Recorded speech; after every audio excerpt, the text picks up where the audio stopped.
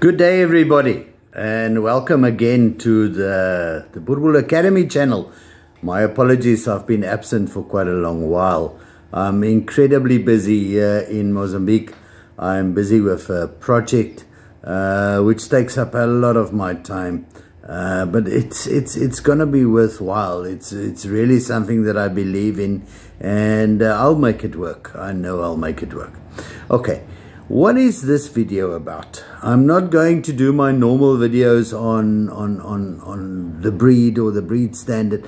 I'm rather going to talk about an experience that I just had. I've been invited to go to Madagascar to go and appraise Boerboels.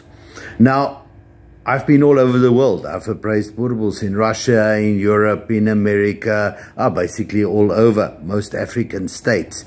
But now I was invited to go to not a little island, a massive island off the east coast of Africa, a country with circumstances quite similar to many other African countries, where you have a very poor population and a smallish middle class and even smaller group of incredibly rich people at the top, and to go and appraise their Boerboels. Now, what makes Madagascar different?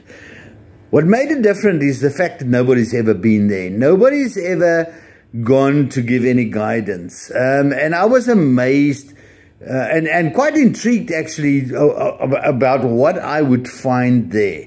Because all these breeders there had to direct them in what was Boerboel or not was Facebook, number one, which is probably the world's worst teacher of what is correct and what is not. And secondly, the breeders themselves who were selling them dogs. So, man, this was a recipe for interesting developments. Right, so I went there. And we had a hugely successful trip there. The organizers were incredible. The Madagascar Boerboel Club rocks. They really know what they're doing. They organized an event out of the books, really, and because they don't have a fixed breed standard yet for Madagascar, I had to be quite lenient. This was not a situation where I could go and say, listen, I'm disqualifying your dog because of this or that. It was an opportunity for training. It was for teaching. It was to get them together and to say, in a very nice way, this is not what it should be. And yes, let me give you a summary of what I found. First of all, I found a lot of imported dogs.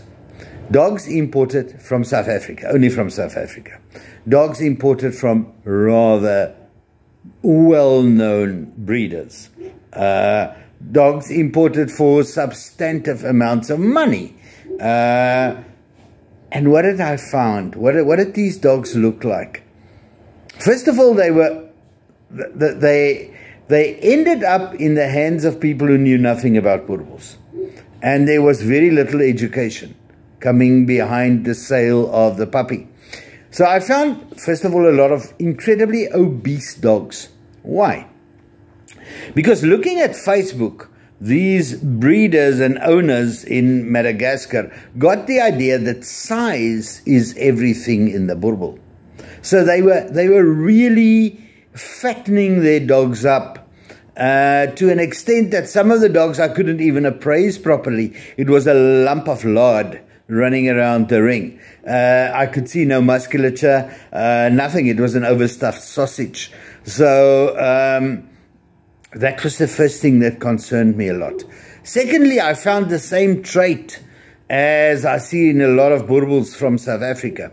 And that is long bodies, very long bodies, way outside the breed standard. Remember, the breed standard has a certain proportion for height to the length of the body, which was hugely ignored by a number of South African breeders, or is still being ignored even in the results if you look at the shows and the appraisals that are taking place. Right, so I found that. I found very long dogs with excessively deep chests. excessively. The breed standard says the chest should end at the tip of the elbow, basically halfway to the ground. And I found chests that were like nearly 25% too deep. Now, if the research of Dr. Carol Bouchard is followed, that looks at the incidence of stomach torsion and the direct relation between chest depth and width and stomach torsion, these guys are in for a little bit of a problem. Right, so that's what I saw. Plus the fact that the dogs were obese. Many of the dogs were obesely fat. Right. The owners there were quite surprised when I said, no, but this smaller dog is correct. This dog is correct. Look at the angulation, look at the body shape, look at the proportions. This smaller dog is actually better than a lot of these huge guys that you've got here. Okay, then I found quite a couple of dogs that did not look like Boerboels. I got a couple of incredible lightweights, tiny dogs that were very, very obviously not purebred, or that not even coming remotely from reasonable Boerboel stock. So there's this. I will have to do a bit of an upsizing, but not upsizing in weight, upsizing in height, upsizing in carcass size a little bit for some of these dogs. Fortunately, yes, they do have the heavyweights there, but I do not know how much heavyweight is really behind the dog and if it's all fat. There were one or two really good dogs, and the country has a large population of Boerboels, so either those dogs are going to work very hard, or there's a long road ahead for the Madagascar breeders. Now, what else did I find? I found incredible funny colors. Now, guys, dogs that were not supposed to be exported. Remember, the regulations in South Africa is very clear. You've got to export exceptional genetic material. And I found a bunch of chocolates. Chocolates, which are not known in the Boerboel breed, which has never been known in the Boerboel breed, and which is definitely not the desired breeding. Fortunately, we could go back and trace the origin of the chocolate dogs. If you go back in them, there are one dog that's in all of them, their ancestry, and we'll have to make a decision. What I'm going to do is I'm going to consult a lot with other senior appraisers. I'm also going to consult with other organizations before I make a final recommendation on this to the Madagascar breeders who did not know of better. Really, there are some of those chocolate dogs that were exceptionally well looked after, that structurally look quite good, but they're just not carrying the characteristics of the breed. Right, so now, what else did I find? I also found the huge ones. Yes, the massive ones. I found a dog that at, I think it was 10 months old, and it was already like 74 centimeters, round about there, and it really resembled the Great Dane to a great extent. And then I found the woolies, which always pop out, but these guys had no idea that a woolly is actually not registrable, so they were happy with their woolly and they were breeding with it because it's a Boerboel. They believe it's a Boerboel and it's fine. Okay, so this was an educational trip. And I really want to congratulate the breeders there. We had an open day for evaluation. Let's not call it appraisal. I did give the dogs a basic score, and I tried to give some understanding of what is allowable and what is not allowable and what is acceptable and what not. And I gave a lot of education. And then we had a show. A very well organized show, a massively supported show. You know, they asked an entrance fee for people to come and watch the show and to come in with their dogs, and over 300 people paid at the gate. So this was for a first time really in Madagascar. This was incredible. I found the breeders there anxious to learn, a little bit skeptical that they missed the bus so far, because really it is easy to be misguided by Facebook. It's very easy to be misguided by a breeder, because we all know that everything that gets published on Facebook is most definitely not the truth. And we all know that sometimes the stories told by breeders to sell their dogs is also a little bit removed from the truth. I'm not saying all the time, but it does happen. So what do I foresee? I foresee a long and quite a hard battle for the owners and the breeders in Madagascar. They've got two choices. Either they're going to go the route of that I've seen in some of the other African countries where everything goes, and there's a huge fight to just tell me or anybody else that what they are breeding is actually perfection and that there's nothing wrong with it and that they can do what they want. And in the meantime, if I compare that to the international norms and standards, it's horrible. It's horrible. A lot of the dogs are horrible. So Madagascar have got a choice. Either they're going to go the route where everything is accepted and acceptable and become a breeders organization which is regulated by the wishes of breeders, or they could go the breed organization side where they're focusing on the breed. Now, I put this question directly to the key breeders in Madagascar, and I say, what do you want to become? Do you want to focus on breeders and then follow their wishes? Or are you going here for the breed? And their answer was unequivocally, we're going to be a breed organization. We want to see this breed improving in Madagascar. Doesn't matter what it takes, we will go the way and we will improve it. Right. So yes, I see a future. I really do see a future. In some other parts of the world, I see the breed drifting so far away from the original standard, etc., that I think at some stage we'll have to look at two breeds. Really, there's an original Boerboel and there's a new age Boerboel. I don't know what you want to call it. It's just not even resembling the breed anymore.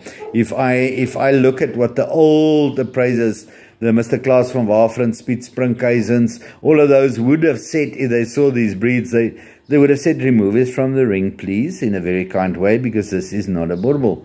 However, nowadays this is accepted as the norm, and it's just because it's massive and it's got a volume, it's got body, you know, there's more dog.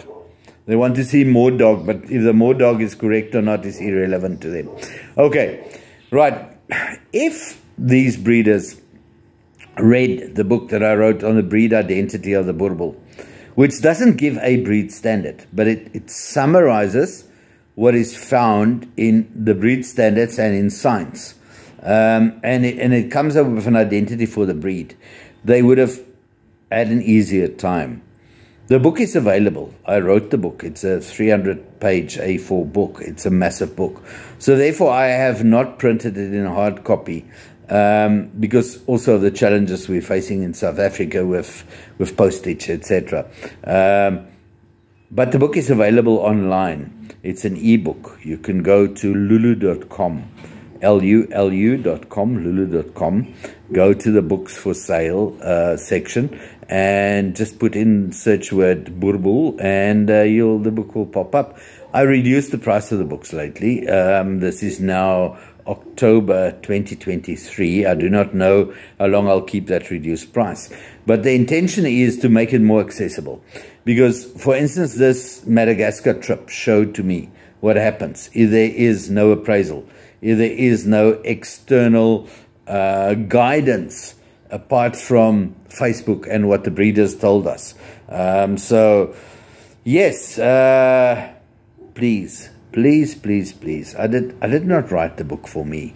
I wrote the book for the Boerboel community across the world. I wrote it for people to learn from, to see, but gee whiz, this is much more complex than we thought. Okay, this is what it actually should look like. Why do I have something that looks different? It's not to criticize anybody. It's to direct. It's to educate. It's to help and put and keep to the right path. Okay, so if you want to subscribe to my channel, please do so. Hit the subscribe button, then you will get notification every time that I post a new video. If you like what you see here, and if you want to support the Madagascar breeders, please make a note. Please comment below and say, go brothers, go. You can do it. Stick to the right path.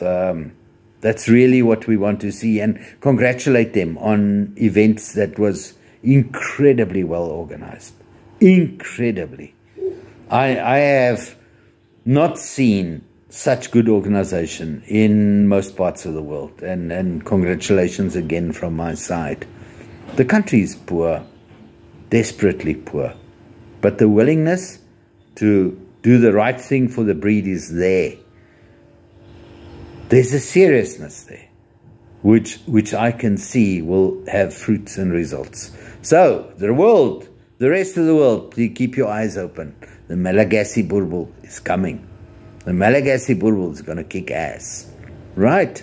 Thank you again. And remember, like my video, subscribe. If you want to, buy the book. And I hope to see you soon. I thank you.